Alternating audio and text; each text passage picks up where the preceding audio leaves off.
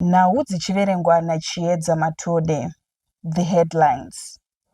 Mukadzi wekumberengwa oti akabviswa umhandara nezvikwambo. Perseverance IV Mushanyi, uyo ane vhidhiyo rakaenda viral pamasocial media platforms ese, wekurova mwanasikana wake amiswa padare raMajor Street maMutare zuva ranhasi. Mukadzi uyu ndiye amai vemwana airova mwana. Ndiye akabereka mwana. Ndiye akabereka mwana. Ndakatomuudza ndikati iwewe zvinhu zvawaita izvo kusvika panguva yekuti haungosinganunuri patakatora vhidhiyo chachikonadzira pachii. Muimbi ane mukurumbira Sugar Taruvinga Majokota otengerwa motokari nasekuru Musundagore. Sugar hapana madhezi akawanda ari kutengerwa Benz nasekuru. Ndinoda kutanga kumutengera komuresa kuti aende kumberi.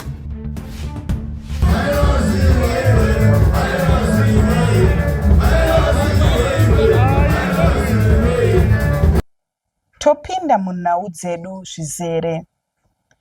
Perseverance IV Mushanyi, uyo ane vhidhiyo rakaenda viral pamasocial media platforms akati wandei nenhau yekurova mwanasikana wake, amiswa pamberi pedare raMajor Street maMutare. Ngatinzwei hurukuro yaitwa naTete Tilda vachikurukura nehama dzaPerseverance. All right, guys, we are in Mutare. As you can see, tiripa Mutare Magistrate Court, pa Criminal Court, kwatateverawo nyaya ine video yanetsa nyaya ya IV Mushanyi uyo yakatenderera achirova mwanasikana wake anditika saka she appeared briefly in court just now ase anze azodzoka na 12 o'clock. So we are still here kuti tione kuti zvichafamba sei. So with me now is murume wake, tingati baba vemwana airowa. Mukwasha murise. Rinani mama makasimba. Andro right yangu shamara sei mabasa. Basa right awo. Anditika. Beautiful. Right. Ndoziva vateveri vedu vari kukuona for the first time. Ndakataurawo nemi briefly musunoma muri kubasa problem yedu yesound hamuna kunyatsobuda zvakanaka. Naiwe shamwari, mukadzi uyu ndiye amai vemwana airova mwana. Ndiye akabereka mwana. Ndiye akabereka mwana. Mwana ndewako. Mwana ndewangu ndo first born yedu. Mune vana vangani? Tine 4. Vana 4. Yo. All right. Hanzi mosva yange iri yei ndo zvaagara ari here kurova mwana zvokuda? Ndisingazonyatsoziva sekuti ne kushanda kwandinoita. Ndinoenda kubasa ndinochinja mashifti. Pamwe pane ndogona kuuya pamba kana na 11 usiku. Ndomuka ndobuda na 7 wana anenge atoenda kuchikoro. Anamuka ndonyatsoona pendo pamwe pane ndoyo masikati ndoaona wana. Ndinobvunzawo wana anoratidza kufara zvekuti kuti kuziva zvakawanda kuti pane zvinova zvichiitika kana kuzodai. Ndina for example ipo pakaitika vhidhiyo iri parakaita rakatenderera but kuna umwe akatomboya kuti unoona kurerwa mwana. Ndikadobvunza kuti nani ndikada kuzama kunyengerera akaramba. Ndazotowo kubasawo ndatogarawo ndo pandakazonzwa kuti iyo yomboona zviri papo ndikati iyo ndimadhemongo. Chii zvakadaro? Ore wakutoona vhidhiyo? Ndakutoona kubasa. Chii zvakadai? Ndakasvika kumba ndakada kumubvunza. Iye akandiudza kuti sha ini mwananga aba mari $11 saka so ngata manje nishana. Hanza akaba mari. Hanza akaba $11 ngati sha. But $11 ndo ngabvada imwana. Pondera mwana kudaro. Zviriko here. Zvakaenda kodaro. Munhu anogara yuti chero kamubvunza zvimwe zvinhu yanobva totanga kupindura raba kana kudini pandatobuda padeni. Ndabuda padeni ndakabva ndaenda kumashopu. Ndakasvika kumashopu. Kuti musikana ariko. Ndandodawo noda ndandipawo mari. Ndapiwa mari yangu ndaita sei? Ndobva ndadzoka kumana ndikati ndinotora mari yandakasiya iri imweni iri kumba ndibatanidze neiyi ndinoodha. Zvakashaya basa ndakasvika kumba ndatanga kudii ndakanyimwa mari iyayi. Kuhodha zvinhu zvemutakishop. Saka ndanyimwa mari iyayi ndakazongobuda pamba paya nehasha. Ndikati ndikandidzoke kupi kushopu. Ndobva nditeera kushopu kuya. Ndisvika kushopu kuya. Pakuri kuzvekuma 7 manheru. Kushopu iyi shop yenyu itakishop yenyu. Ndedu ndeyangu. Ndokoti ndedu post. Alright. Saka so zvaenda kodaro. Pakapinda. Musikana mamu nemusikana anga arimo. Yato papenda yato noise datorowa paya ndadorowa. Mother. ndarohwa paya bvudzi ndakatojambirwa Alright. musoro Wagara uchirohwa? zvekuti wedu tikanetsana umwe macho nditoti handinyepi handikwanisirawo mukadzi mamba mandombowewo zvavo takanzwa nevanhu vanogara marain man kuti hanzi unorohwa nemukadzi. zvinoitika handirambe ipo ndakatomudza ndikati iwewo zvinhu zvawaita izvi kusvika panguva yekuti wanga usinganunuri but watore vhidhiyo chachimaliza pa chii? Saka dai anga afa mwana waizoita umbo wekuti kudii kwadai panga paita damage kakora waida kuti kudii kuti ndiye wanunura iwe chitore vhidhiyo apa munhu mwana uri kurohwa. tikunzwa kuti angaenda ikoko ameno zvaida sakatenga tombo anetsanawo futi naatete vake ivavo. Zvekunetsana kwavanga ananga zviziva sevanhu vanongotamba vese asi ndo vangatori mabest friends vantowirirana. Kana vanga vane nyaya vangasana vaenda kugadzisanawo kwangu kuenda kugadzisana vega pachezvavo handitika. Alright, okay. Tine hanzvadzi yenyu pano vatete muri sei? Ndakuona hangu bva kuseni zveakakodai muri raidi asikana muri kuti chiko hanzi musikana ngaazodzoka musi wa26 November arimo mukati. Ini ndinonzwa kubatikana nenyaya iyi yekuti semunhu ane mwana kumusana zvinorwadza kuona chitiko chakadai kuti chizoitwa semanguva yatarwa ane mwana kumusana ari mukati mejeri. Handiri kuona zviri kutirwadza saka dai zvaibvira aimupo kuti atongwe achibva ari kumba achichengeta mhuri yake ari kumba. Alright, ameno baba. Ndo zvimwe chete nekuti izvi makuseni vandaya kuno kuinini vana vacho pakasungwa amai vana ndi vana vakasiya kuti vana hanzi vana vakauya kumba kwenyu vakauya kumba kwangu inini vachibva vaswera vachibva varara. Izvi zvanga zvaitika izvi saka zvaitika izvi saka wangu mukwasha akangouya achingodarika achingomona chiroka raunzwa kuti mwana adini mwana asunga auya kunoko saka takazoita mafollow up zvitokunzwa kuti mwana akwaodzi vachinzi auya kwamutare kuno kuti vatangoteera. Saka pandakasara chigara nevana ndakati mukwasha haasi kuuya kuti atende kuti ana baba ndo zvaitika apa vana ndinawo vari kunoko ko pakaziita anything chaitika saka toti mwoyo wake tiri pamwe chete kana tizi pamwe chete. Saka vana ndikati no mai mwanaka ndikadaidzawo vamwe ndikati muri kuzviona zviri kuitikawo here izvi. Saka vana ndikagara navo vaka unogona kana kuti mukwasha wangu yekundibire vana uya usitaura ngombosa kuti vana vanga vaina sekuru vacho iye asina kuya kuti baba one ndo zvipo tionere tiri pamwe chete. Saka ndibva ndadzosa kuti no ndibadaidza nditadza kuti vana vaziperekedza vana vapi vana ava vebva vaperekedza sura nezuro kumba kwavo. Saka pandazouya kuno kuenda kunoku ndazofanirwa nemudzimai ari kuti ko ndaibai mwana vana vaya zvamakati makwaendese kumkwasha kuya vana vanga vatoziya nenzara vari pamba pacho izvi tutawabikire pori chezvo vanhu vese vakaungana vari papi vari pano. Saka izvozvi zvakuchinzi ava vacho zvonzi votongwa zvomusi wa26 ko vana vacho vanenge vachigara sevanenge vachengetwa vainani. Ndofunga nyaya iyi pandainzwa kuseni mukwasha wenyu ndamudaidza ndikamubvunza kuti imi ndiri kunzwa kuti mwana afenda makuseni nenyaya yenzara akati ndiri kutotaura nemunin'ina hanzi akazoenda munin'ina wake nemudzimai wake mudzimai wemunin'ina nemunin'ina wake ndo vakumba kwake vari kuchengeta vana. Akati ndatotaura navo ende ndikuramba ndichitaura navo handina kumbozvinzwa kuti ndo zvaitika vana variko vari right. Aiwa kwete zvokuda kana paini akatogara pagedhi apo mudzimai wacho ataurivakatoungana mwana kumba ikoko hanzi mwana afenda nenzara totomubikira porichi anhu akatoungana imimi mwana makamudzosera rini nezuro kuswera nezuro masikati nhasi chinganiko nhasi makamudzosera Saturday masikati. Saka muri kuti imimi kubva vana zvavabva kumba kwenyu kureva kuti haana kudya pamwe ndosakazofenda toimbe kuti kudaro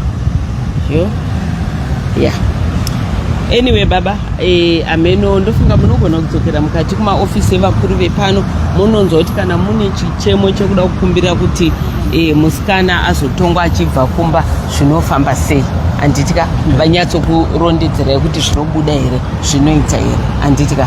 Alright, it's okay. Tiri kutarisira kuti musi wa26 wacho tichauyawo zvekare tizonzwa kuti nyaya yakamira sei uye zviri kufamba sei. Muimbi ane mukurumbira Shuga Taruvinga Majokota ovimbiswa kutengerwa motokari nasekuru Musundagore apo paakafadza vagari vekuchaona kuChiweshe paainge achiridza magitare izvo zvakafadza sekuru Musundagore. Right, muri Zimbabwe ndisekuru Musundagore. Zuva ranhasi ndiri kumusha kwangu uri musi weSunday. Saturday nezuro yacho ndine muzukuru wangu Shuga akarara achiridza ende mazarira pakapakaitaka kumberi asi ini ndiri kuti sekuru Musundagore uyu Shuga nati vanhu vakawanda vanga vachimuregerera vanga vachimusiya vachimukanganwa asi ini ndiri sekuru Musundagore Shuga ndichamusiya ndichamukanganwa. Harizotaura zvakawanda asi ndiri kuziva kuti manje ari kufamba nemotokari sei ndiri kudaro ndira kumutengera mota nekuti vanhu vakawanda hapana akamboronga nawo yekuda kumutengera mota. Saka kumhuri yeZimbabwe tase kuti manje Shuga ari kuti kuenda kule da kuti zvinhu zvake zvichitanga kuenda kumberi ende musarove nehana ndozvafunga sekuru zvipi nekuti sekuru ari kuda sei varikuda kutora vanhu vari mumatope vachivasiya vaisa kupi padenga. Aya atova mahwana aya atova mahwani Shuga achimaneja ndida kuti ndikuise kuti ndida kuti utumire vazukuru vari kunyika dzakasiyana-siyana uvaudze kuti zvanina kule Shuga hapana madhezi akawanda ari kutengerwa benzi nasekuru ndinoda kutanga kumutengera komuresa kuti aende kumberi vanhu vazive kuti kule Shuga vari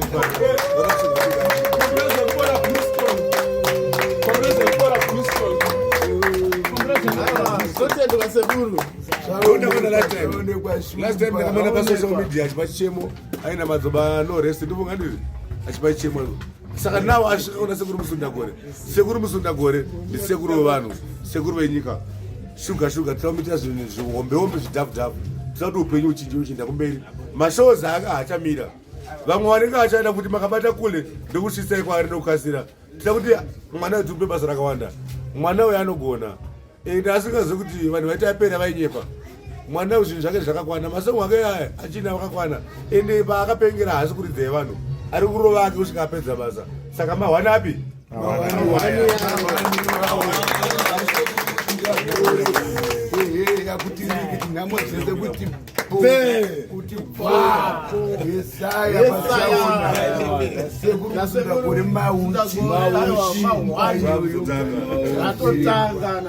aiwa muri yeZimbabwe ndimomo nda kuti Shuga pana kule ndipanenge ari atova mahwani ende kana akabhuka shoko kupi mazimota ese aya ekwakula muchaona anenge achiuya papi ipapo. Saka mabhiravira atotanga yaMusundagore promotion asi ida kupromota Shuga nevaimbi vese ana Tindo Mwaza naFrango anaparadza MS ndichavasumudza ndida kuti ndivasiye vakumberi ndida kuvabvisa kumashure kwavangu vari kunoti ndaona kuti vakuru vari kuvasiya ini ndakutera navo kupi iko kwamahwani.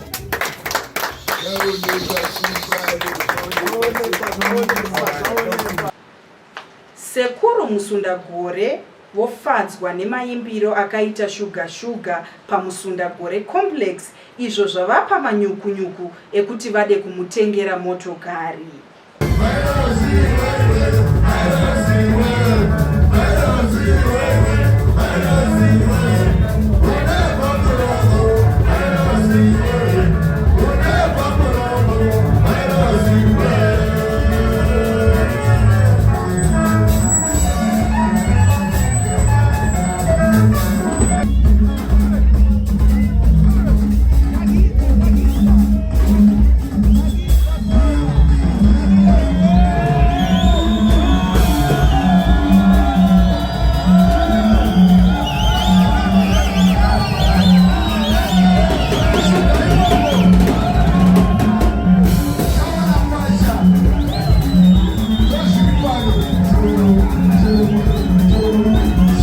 Mapurisa eZetara P avo vanoona nezvemumigwagwa vapa yambiro kuvatyairi kuti vafambe zvakanaka mumigwagwa sezvo tatarisana nezororo.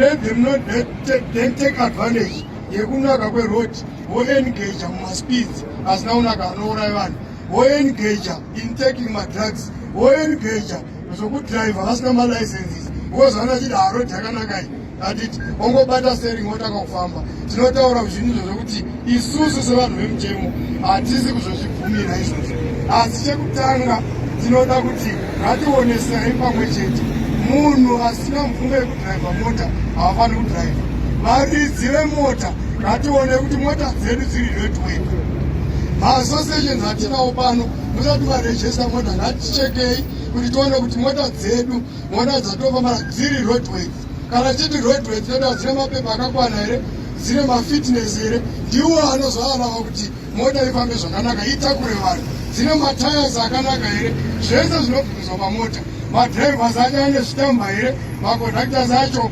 vakadzidziswa here etiquette yekutaura nevabereki kana vari mumota vane here mabhejisi anotaridza kuti vanhu vanoshanda vanofanira kutakura vabereki mumigwagwa saka zvinhu zvese izvozvizvi toda kuti tizvitaure pazuva ranhasi tione kuti anyone anosangana nezvinhu zvakadaro izvozvo ngaataure. Teachcat MTV inokupa nyaya dzakasiyana-siyana dzinoitika mumatunhu atigere neakatikomberedza, dzinotyisa, dzinofundutsa, dzinokatyamadza pamwe chete nedzinosetsa. Kuti musarasikirwe nenyaya idzi munoenda pa YouTube channel yedu Teachcat MTV mondo subscribe ipapo, musakanganwe kulaika pamwe chete nekushare, musazokoshiwe kupfanya kabhatani ako ndokabheroka kuitira patinokanda chinopisa munoyeuchidzwa. Teachcat MTV tinodzifambira. Dojibondora, tete.